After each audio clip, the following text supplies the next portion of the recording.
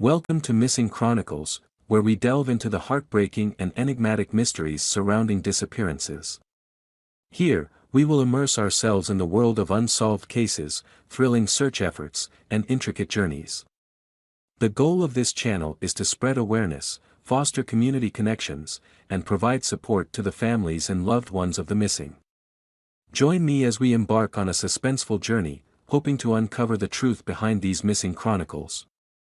Help us sustain and grow Missing Chronicles by becoming a patron on Patreon. Your contribution ensures that we can continue our investigations, share compelling stories, and work towards a world where no one is forgotten. Join us in making a lasting impact today. A terrifying encounter in the American wilderness, the Bauman incident. Since it's October now, I thought it would be fitting to do something a little different to celebrate the Halloween season. And what better way to do that than to share a horror story that took place in the American wilderness back in the mid-1800s. The authenticity of this tale, like many others of its kind, cannot be confirmed. However, it was related by Theodore Roosevelt, the 26th President of the United States, in his 1889 book, The Wilderness Hunter. Roosevelt, being a lifelong outdoorsman and well-versed in wilderness activities, including camping, hiking, hunting, and trapping, had a deep understanding of the natural world and its inhabitants. He was familiar with the wildlife that inhabited those regions. Thus, he had the knowledge to discern between far-fetched tales of unnatural creatures or ghosts in the woods.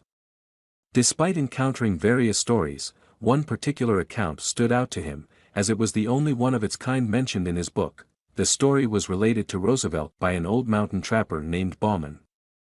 Something about Bauman and his narrative must have struck Roosevelt as genuine, and it may have the same effect on you. Frontiersmen, generally speaking, are not prone to superstitions.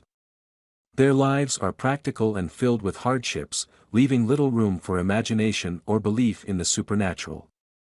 Roosevelt himself had heard few ghost stories while living on the frontier, and they were mostly of a commonplace and conventional nature. However, the goblin story that Bauman shared with Roosevelt intrigued him. Bauman, a weather-beaten mountain hunter born and raised on the frontier, had undoubtedly been exposed to various ghost and goblin legends from his German ancestry and the tales told by Native American medicine men. These stories included accounts of the snow walkers and specters, formless evil beings that haunted the depths of the forest and posed a threat to lone wanderers passing through their territory after nightfall, during their trapping expedition in the mountains. Bauman and his partner decided to venture into a particularly wild and remote pass, known for its beaver population. The pass had earned a sinister reputation due to an incident from the previous year when a lone hunter was mysteriously slain by a wild beast.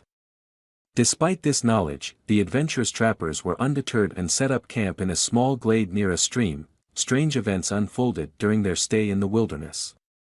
Their camp was repeatedly visited by an unknown intruder, possibly a bear, that rummaged through their belongings, destroyed their shelter, and left discernible footprints.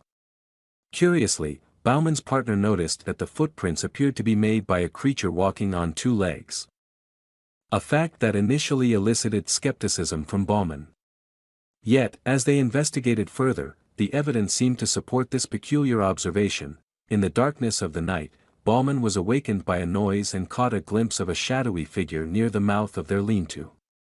Reacting instinctively, he fired his rifle but missed, prompting the creature to flee into the forest. The following day, as they checked their traps, they discovered their camp in disarray once again, with clear signs of the creature's return. Despite their unease, they decided to spend another night in the vicinity, keeping a vigilant watch by a roaring fire. At midnight, the creature made its presence known. Lingering on the hillside opposite their camp. They heard the crackling of branches and the eerie sound of its grating, long-drawn moans. Although it did not approach the fire, its actions exuded a ferocious and sinister glee, as if reveling in the presence of the trappers. When morning came, Bauman and his partner, unsettled by the events of the past 36 hours, made the decision to abandon the valley and gather their traps. During their return journey, they couldn't shake off the feeling of being followed in the dense spruce thickets. They heard occasional snaps of branches and rustling noises.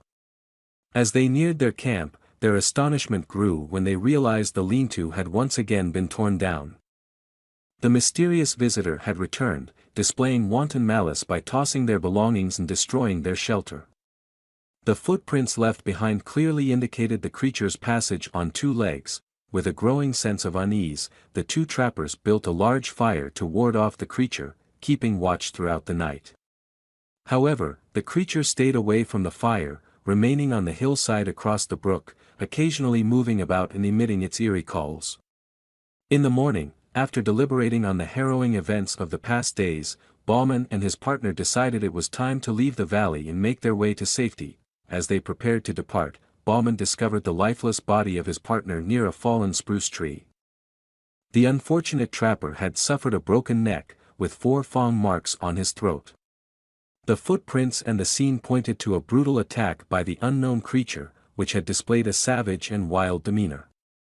Bauman, overwhelmed by fear and uncertainty, abandoned everything but his rifle and fled down the pass until he felt safe from pursuit. Roosevelt acknowledges the significance of Bauman's story, drawing parallels between the described creature and present-day Sasquatch sightings.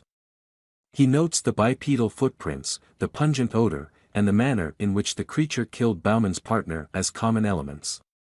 However, he also highlights the differences, such as the presence of a death in this account. Roosevelt concludes that the true nature of what Bauman encountered remains unknown and subject to speculation. In conclusion, the story of Bauman and his encounter with an unidentified creature, though more than a century old, bears intriguing similarities to contemporary Sasquatch encounters. The tale serves as a reminder that such accounts have existed for a long time and continue to connect with experiences reported today. While we may never know for certain what transpired between Bauman and the creature, the story remains significant. Thank you for watching Missing Chronicles. We have explored captivating stories and searched for answers behind the vanished. Don't forget to hit the subscribe button to stay updated with our latest videos. Share these videos to spread the message and assist affected families and loved ones. If you have any information related to the cases we've discussed, please leave them in the comments section. Together, we can make a difference. See you in the next Missing Chronicles.